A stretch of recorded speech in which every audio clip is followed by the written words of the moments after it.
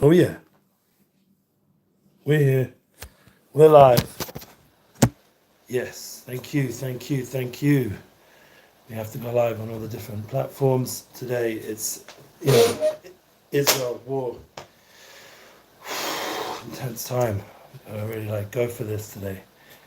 And we just got the Facebook Live, the YouTube Live. We're hopefully gonna get this on our Unity Flow podcast, and we're excited that we get this opportunity on a weekly level to connect. Unfortunately, this is at a very, very difficult time. As we said, there's a war in Israel, United Souls. How are we going to process this? This is the challenge. So I'm just getting the Instagram on as well. And we're unfortunately live from a very difficult place, from our home in Efrat, in the Holy Land, having a beautiful Sakkal, beautiful beginning to this spiritual time of the new year of Tafshin Pei Dalet. A new year, a lot of people reaching out right now. Really intense time. My oldest son is in the army. We'll discuss that a little bit as we get into some of the details, personal details, but also for the cloud, for the everybody out there. We have to realize that this is an intense challenge to how do we connect into the United Souls focus when things have got to a point where we don't feel united. How can I say it other than we need to really pray together, all of us, for special times, for Mashiach Sekenu, for all our soldiers, for all our friends, for all our families.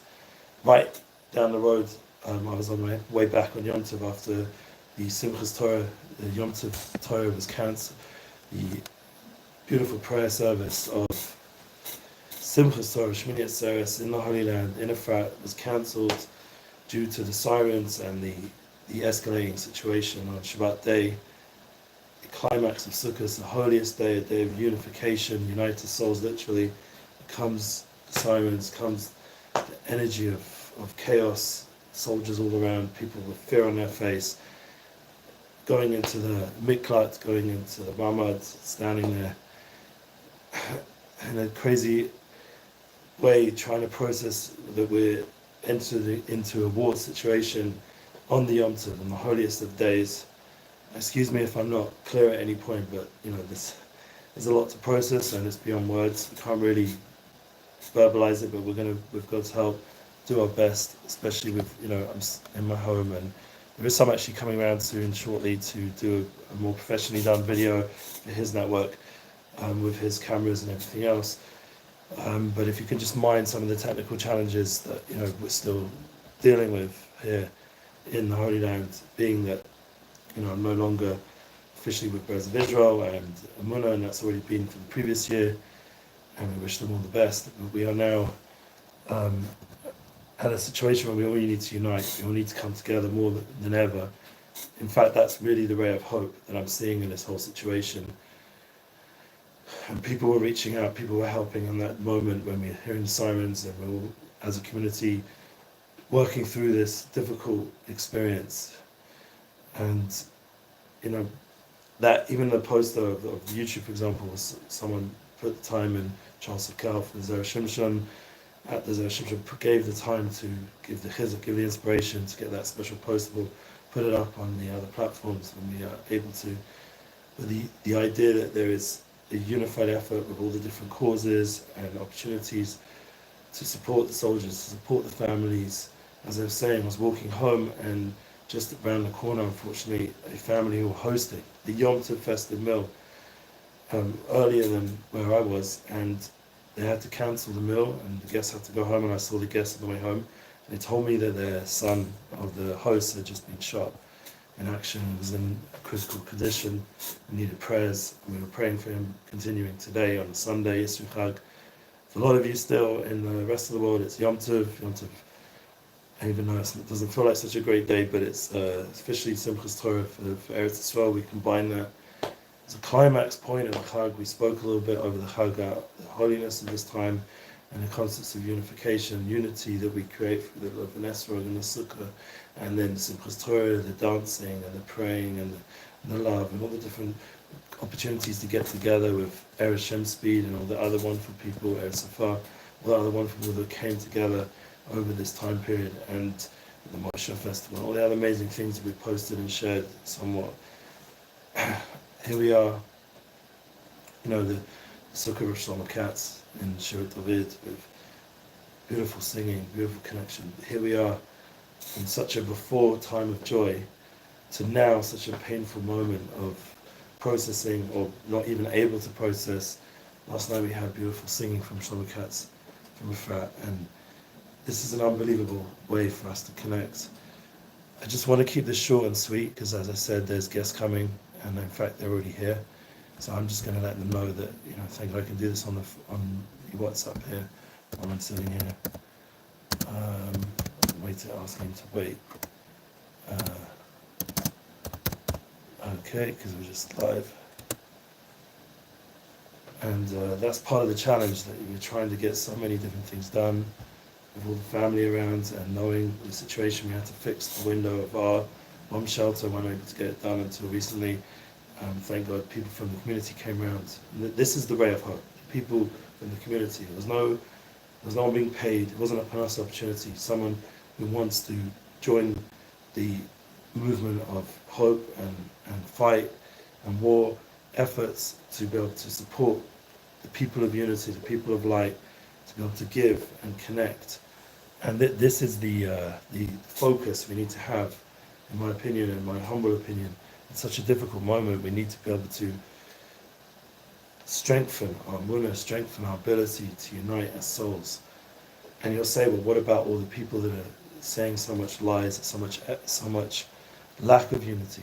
So this is the clear moment that we get it before Mashiach comes, that all the negativity clarifies what it is, and all the positivity, all the truth. This is Rosh Hashanah, Yom Kippur, Sukkot, Shmini Atzeres. We clarify who we are, what we're here for, our truthful purpose.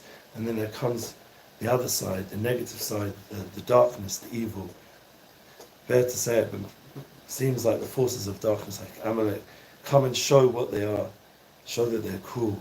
And as hard as it is for someone who's focused on unity, the key to unity is to understand it has to be truthful unity. As my Rebbe said, the achdus has to be done correctly with a love and esra, bringing it together with both hands.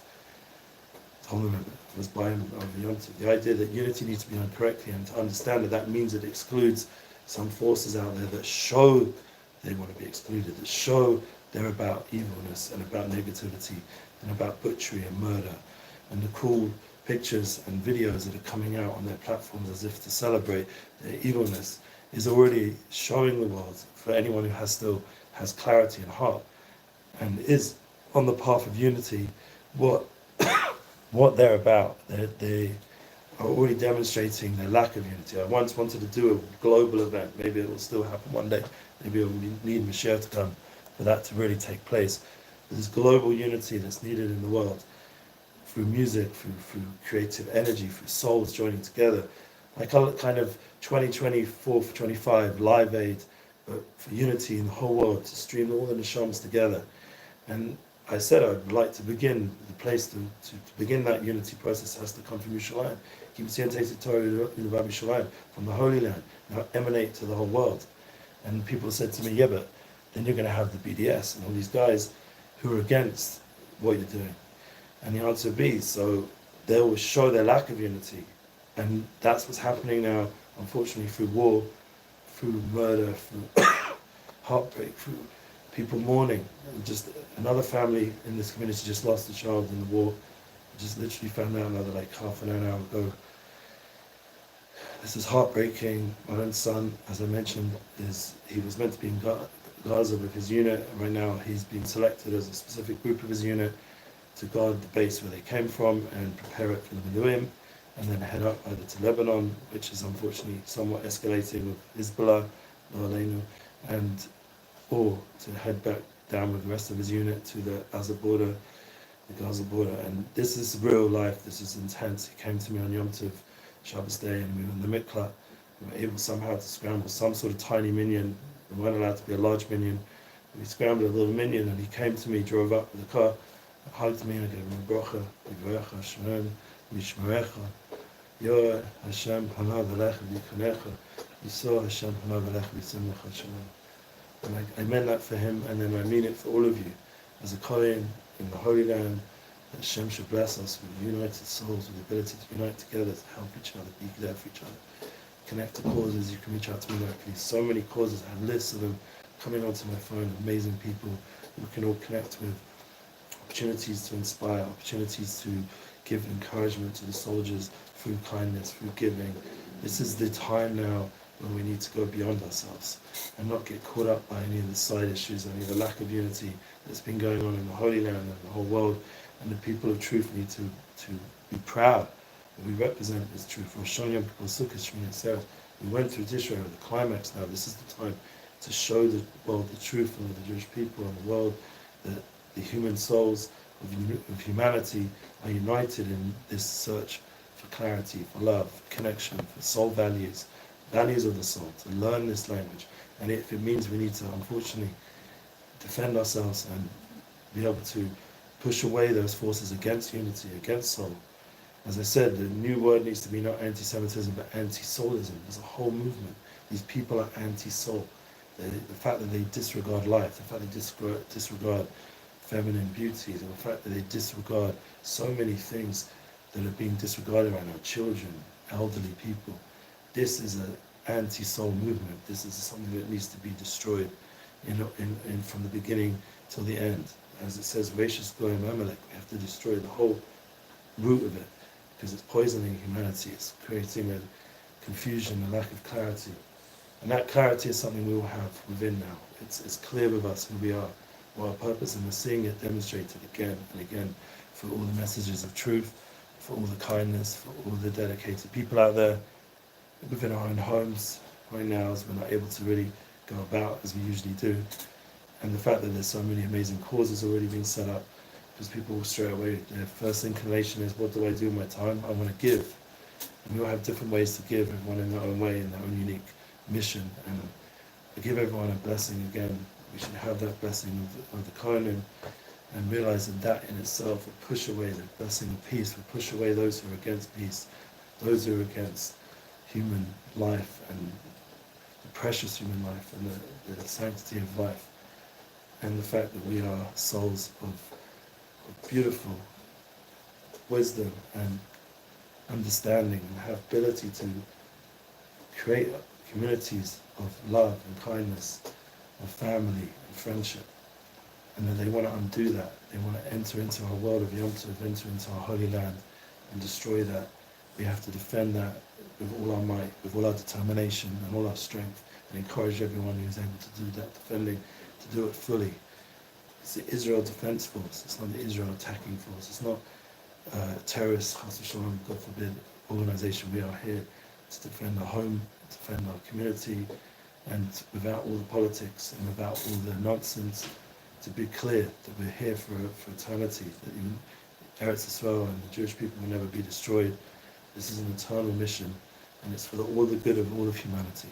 All the souls of humanity will gain by joining together with us in this spiritual journey to spiritualize this world together and to prepare this place for the ultimate revelation, where there will be true peace, and there will be true unity, and all the negative forces and negative people that have taken on that negativity will fall away and be destroyed, either by their own evil, as often is the case, and right now where we'll have to do it with our own people and our own energy and talents to defend ourselves and do it correctly. So everyone together, please pray, do what you can to support the people of Israel right now in this challenging time. It's for the good of all of humanity. Everyone in the world knows that this isn't just an Israel thing. This is a global thing, a global challenge of soul.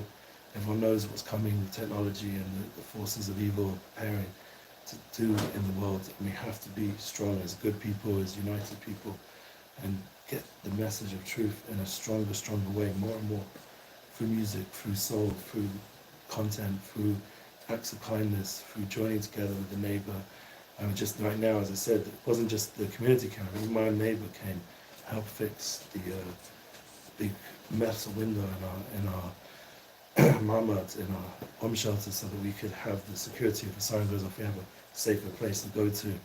And God forbid we should never need it, and please God, there should be no more missiles or any of these kind of things. And the whole mission right now this week to grid, what happens in the Gaza border, should be successful, and it shouldn't escalate anymore, and there shouldn't be any more deaths. There's already been hundreds, I've heard of numbers of 500, and thousands of injured, and people kidnapped. The whole thing is beyond numbers. It's something which is heartbreaking, and all of us need to be clear, get the message out there, the truth. Not focus on once there's something going on in Gaza, what we're going to do to them and our defense. Rather focus on what was caused this whole war in the first place. And the cause is, bottom line, a lack of respect for the soul, a lack of respect for our festival, a day of unity, a time to unify with the Torah and unify with God, unify with spirituality, and bring goodness to the world. And these people are against that, so we need to realize that the source of it is a lack of respect. Obviously, there's all kinds of political explanations and understandings and painful histories, but the bottom line is everyone knows the deep down the truth, that this is past, they've shown who they are, and we know who we are, and it's a clear vision of truth and light versus darkness and death, and we have to be people of life and the Eretz Chaim, in the land of life. With that, we will please God, we'll be blessed with that clarity, the ability to win this war, and win Israel, and Israel will be eternal, and we'll please God see peace for all the neighbors around us and the whole world. Amen. Amen. Thank you for listening. Share on, please. Connect to the links.